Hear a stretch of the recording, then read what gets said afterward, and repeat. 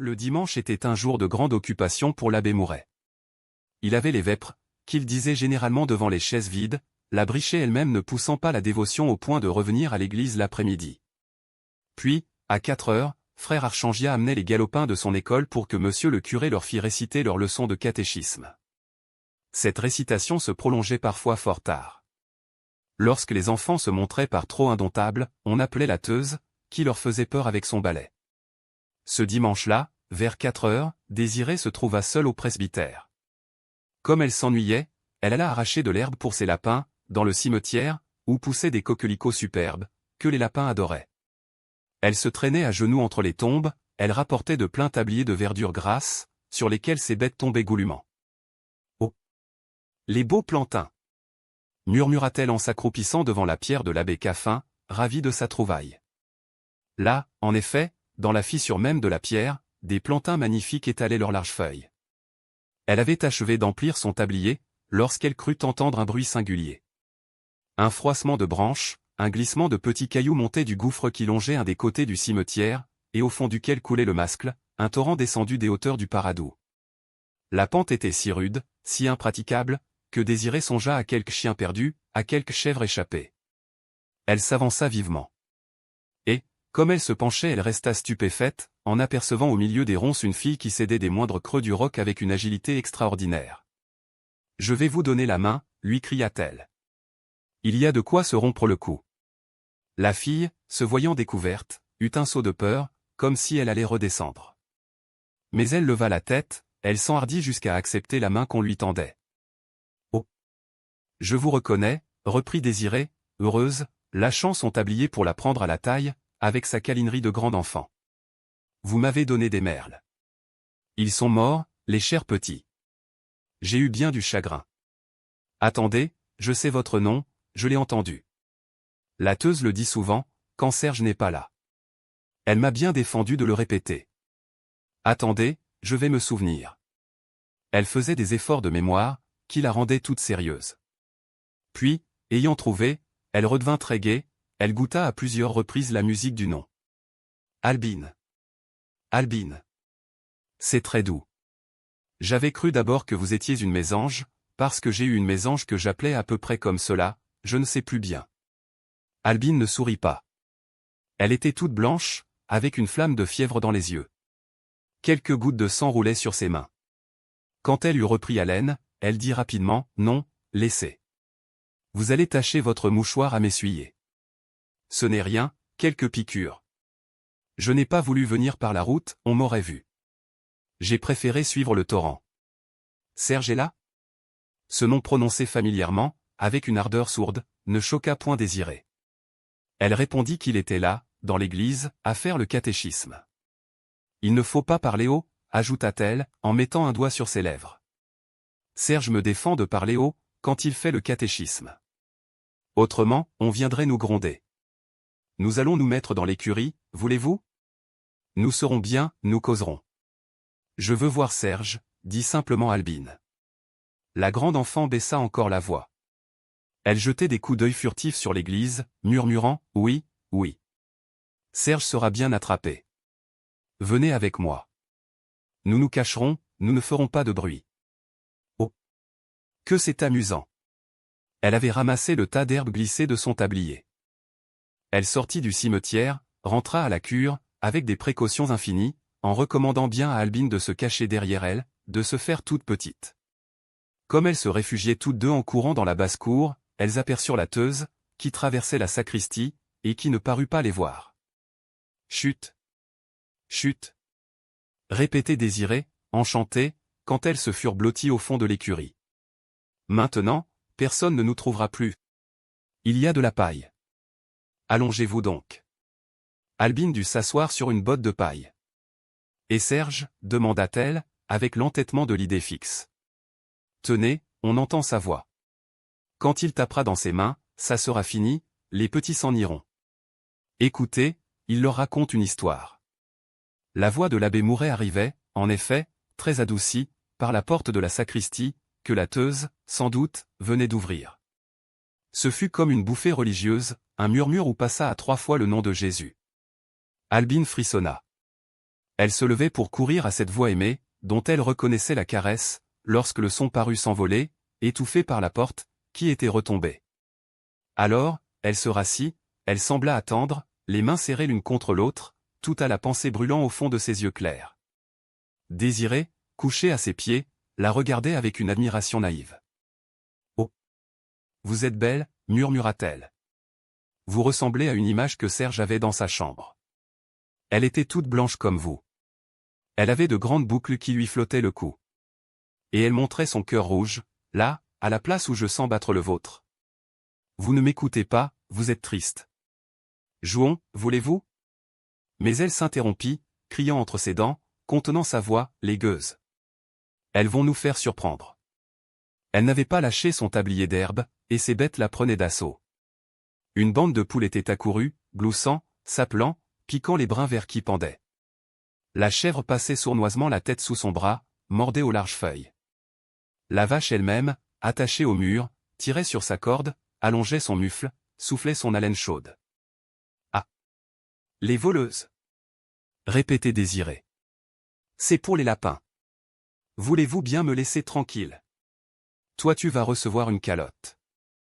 Et toi, si je t'y prends encore, je te retrousse la queue.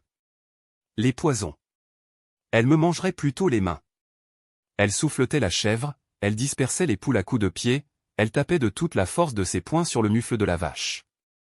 Mais les bêtes se secouaient, revenaient plus goulues, sautaient sur elle, l'envahissaient, arrachaient son tablier. Et clignant les yeux, elle murmurait à l'oreille d'Albine, comme si les bêtes avaient pu l'entendre, « Sont-elles drôles, ces amours? Attendez, vous allez les voir manger. » Albine regardait de son air grave. « Allons, soyez sages, » reprit Désiré. « Vous en aurez toutes. Mais chacune son tour. La grande Lise, d'abord. »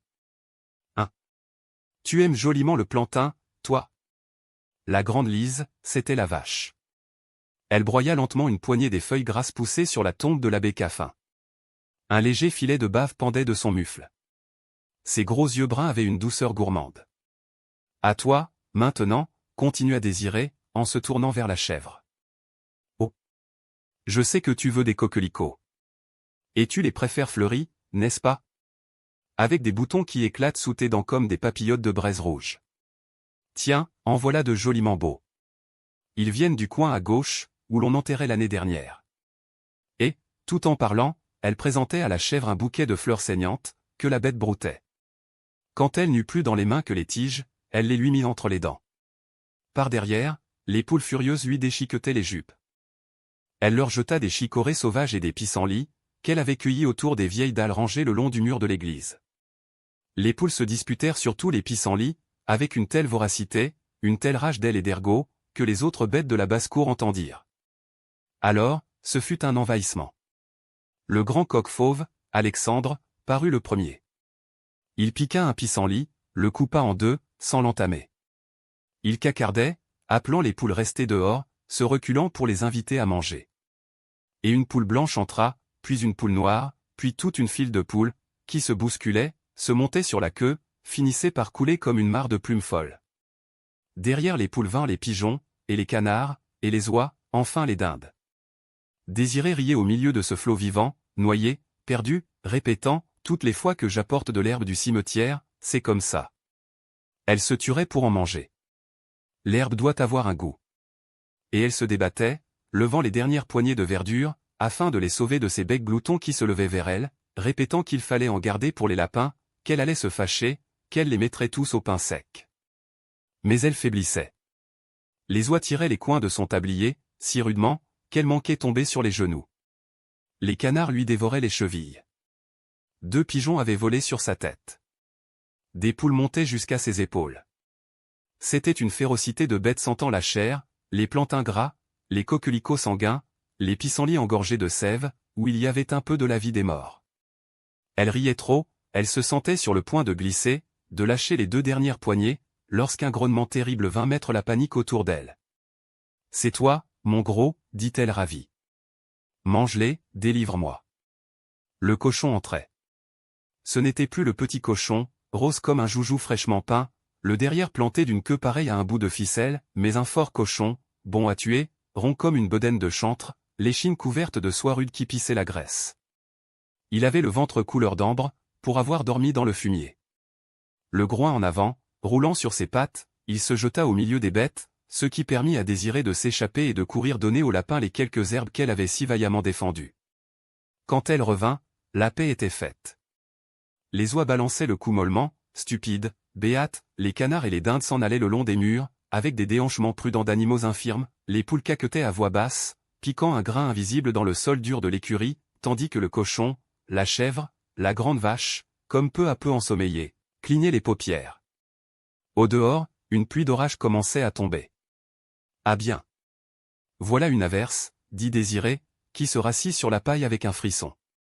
Vous ferez bien de rester là, mes amours, si vous ne voulez pas être trempés. Elle se tourna vers Albine, en ajoutant « Ont-elles l'air godiches? Elles ne se réveillent que pour tomber sur la nourriture, ces bêtes-là. » Albine était restée silencieuse. Les rires de cette belle fille se débattant au milieu de ses coups voraces, de ses becs goulus, qui la chatouillaient, qui la baisaient, qui semblaient vouloir lui manger la chair, l'avaient rendue plus blanche. Tant de gaieté, tant de santé, tant de vie, la désespérait. Elle serrait ses bras fiévreux, elle pressait le vide sur sa poitrine, séchée par l'abandon. « Et Serge » demanda-t-elle de sa même voix, nette et entêtée. « Chut, dit Désirée, je viens de l'entendre, il n'a pas fini. Nous avons fait joliment du bruit tout à l'heure. Il faut que la teuse soit sourde, ce soir. Tenons-nous tranquilles, maintenant. C'est bon d'entendre tomber la pluie. » L'averse entrait par la porte laissée ouverte, battait le seuil à larges gouttes. Des poules, inquiètes, après s'être hasardées, avaient reculé jusqu'au fond de l'écurie. Toutes les bêtes se réfugiaient là, autour des jupes des deux filles, sauf 3 canards qui s'en étaient allés sous la pluie se promener tranquillement. La fraîcheur de l'eau, ruisselant au dehors, semblait refouler à l'intérieur les buées ardentes de la basse-cour. Il faisait très chaud dans la paille. Désirée attira 2 grosses bottes, s'y étala comme sur des oreillers, s'y abandonna. Elle était à l'aise, elle jouissait par tout son corps. « C'est bon, murmura-t-elle. Couchez-vous donc comme moi. J'enfonce, je suis appuyée de tous les côtés, la paille me fait des minettes dans le cou. Et quand on se frotte, ça vous court le long des membres, on dirait que des souris se sauvent sous votre robe. » Elle se frottait, elle riait seule, donnant des tapes à droite et à gauche, comme pour se défendre contre les souris. Puis, elle restait la tête en bas, les genoux en l'air, reprenant « Est-ce que vous vous roulez dans la paille, chez vous?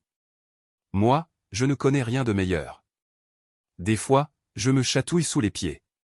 C'est bien drôle aussi. Dites, est-ce que vous vous chatouillez? » Mais le grand coq fauve, qui s'était approché gravement, en la voyant vautrer, venait de lui sauter sur la gorge. « Veux-tu t'en aller, Alexandre? » cria-t-elle. « Est-il bête, cet animal? Je ne puis pas me coucher, sans qu'il se plante là. Tu me serres trop, tu me fais mal avec tes ongles, entends-tu? Je veux bien que tu restes, mais tu seras sage, tu ne me piqueras pas les cheveux, hein. » Et elle ne s'en inquiéta plus.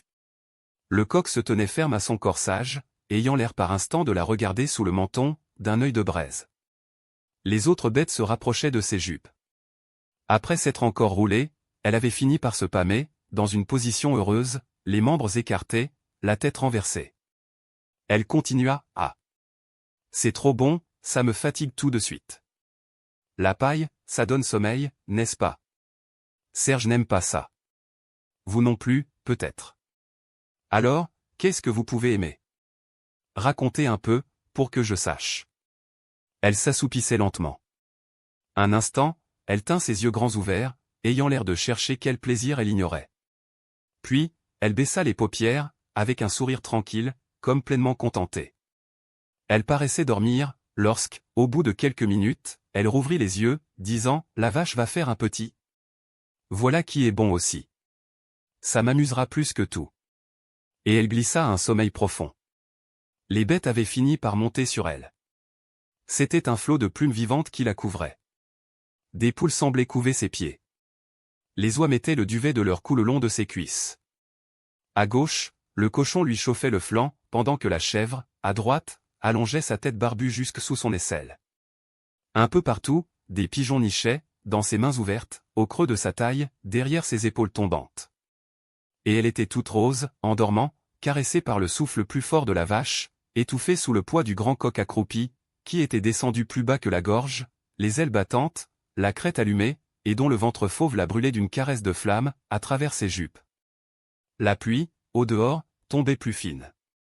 Une nappe de soleil, échappée du coin d'un nuage, trempait d'or la poussière d'eau volante.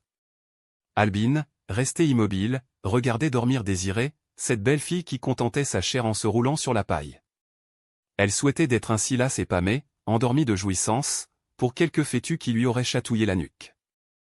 Elle jalousait ses bras forts, cette poitrine dure, cette vie toute charnelle dans la chaleur fécondante d'un troupeau de bêtes, cet épanouissement purement animal, qui faisait de l'enfant Grasse la tranquille sœur de la grande vache blanche et rousse.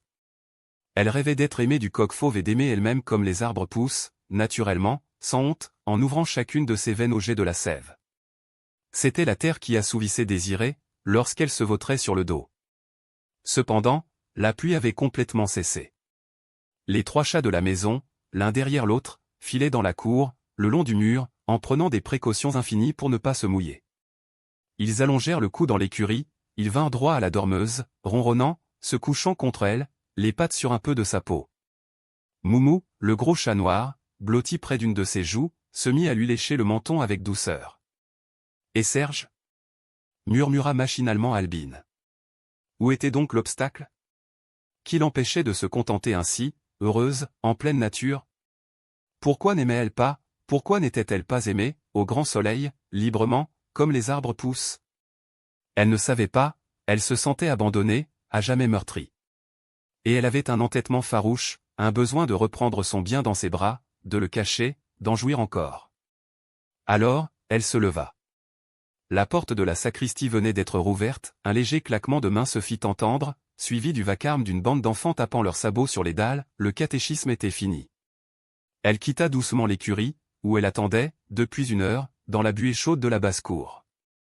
Comme elle se glissait le long du couloir de la sacristie, elle aperçut le dos de la Teuse, qui rentra dans sa cuisine, sans tourner la tête.